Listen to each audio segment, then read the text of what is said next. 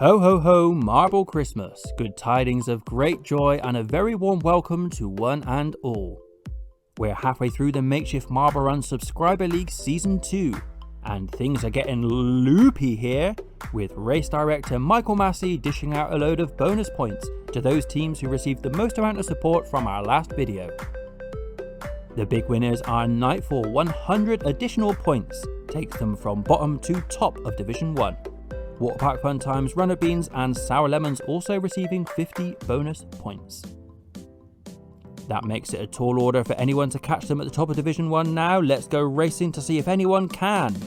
Of course, Waterpark Fun Times also receive additional points. They'll be best placed to do it, and they are winning this race.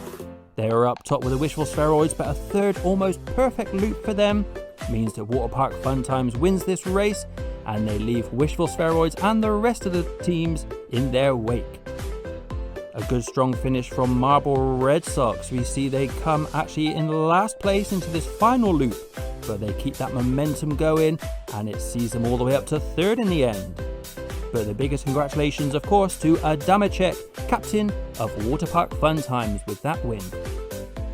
Time to see if Nightfall can live up to their new position of being league leaders. It's a tight start apart from the Bloodhounds who slipped behind early, but they're catching up now, and a decent second loop saw them take the lead, which they've now lost to Hasty Hurricanes. It all comes down to this final loop, which the Bloodhounds execute to perfection, and it gets them the win ahead of the Jabberwockies in second, and the Brilliant Bunch in third.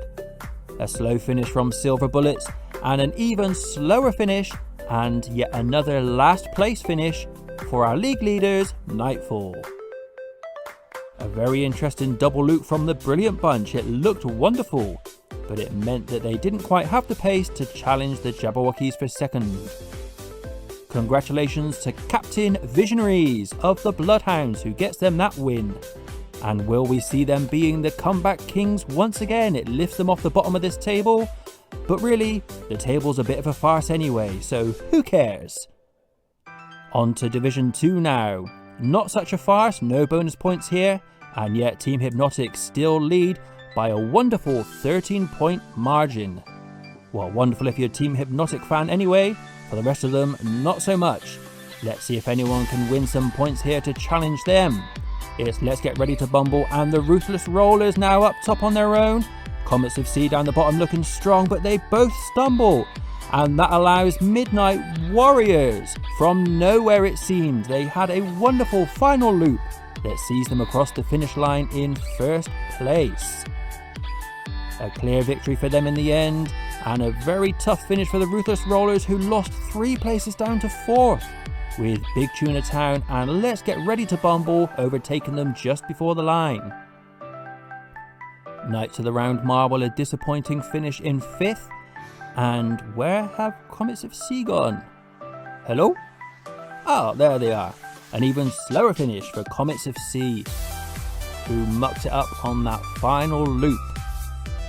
Tyler Adams, you're a winner, baby. Well done, 10 points for Midnight Warriors. On to the second half of Division 2 now.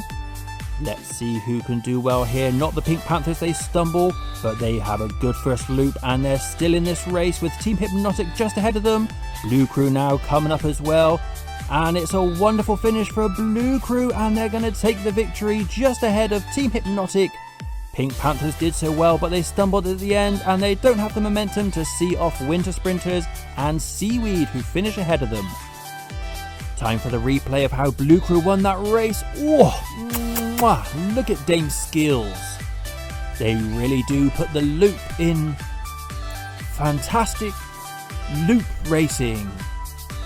Andrew Stabell, captain of Blue Crew, gives them 10 vital points. That moves them up to mid-table. Team Hypnotic still with a 13-point lead, now over Big Tuna Town, who move up to second. One final loop race to bring you then. It's Division 3, another league table that's been virtually flipped on its head thanks to the bonus points of Michael Massey.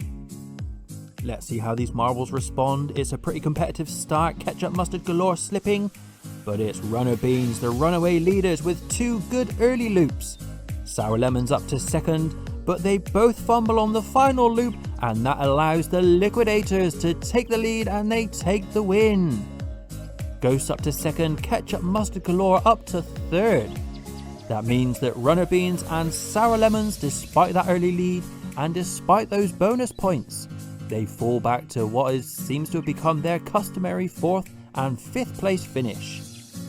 I wonder if those bonus points got to their head a little bit in that final loop, and a lovely synchronized finish from Ghosts and Ketchup Mustard Galore allows them to overtake them.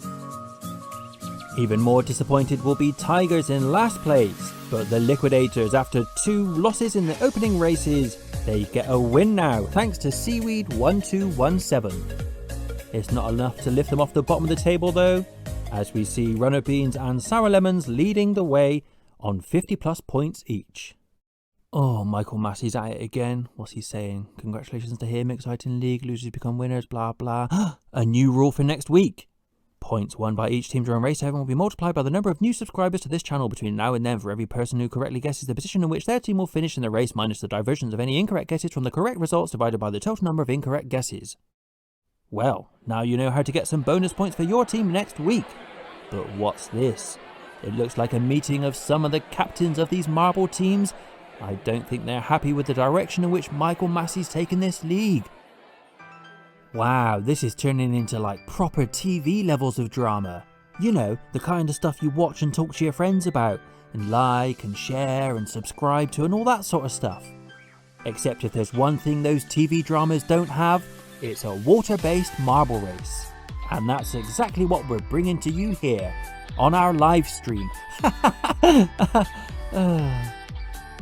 We've got a few strong water-based team names in this first heat. Comets of Sea, Big Tuna Town, maybe even Blue Crew at a push.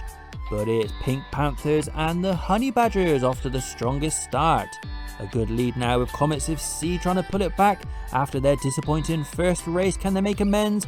No, it's Blue Crew. They come bounding down and they take the win. Honey Badgers, I think, hold on for second just ahead of Comets of Sea. The Ruthless Rollers get stranded. They didn't finish. Big Tuna Town finish in 4th, Pink Panthers in 5th. And we're just going to double check that second place finish. Comets of Sea with all the momentum, they do catch Honey Badgers, but they can't quite hold out across the line. Glenn O'Brien, congratulations, a second win of the day for Blue Crew. Can Midnight Warriors do the same, or will this race go to one of our water-based teams? We've got Seaweed and we've got Let's Get Ready to Bubble. And it's them who with the fastest start and in fact the fastest finish. This race is over before I've even finished my first sentence. I didn't quite see who came second. Knights of the Round Marble were in there somewhere. Midnight Warriors have been washed up. Seaweed got stuck in the middle of the stream. But luckily for them, the water was flowing fast enough to get them going again. No such luck for Midnight Warriors, they are nowhere to be seen. Let's Get Ready to Bumble so fast they bounce over the finish line. Winter Sprinters is just about bouncing under the finish line for second place. With Knights of the Round Marble a very strong finish in 3rd. So congratulations Marble Madness, a win then for Let's Get Ready to Bumble.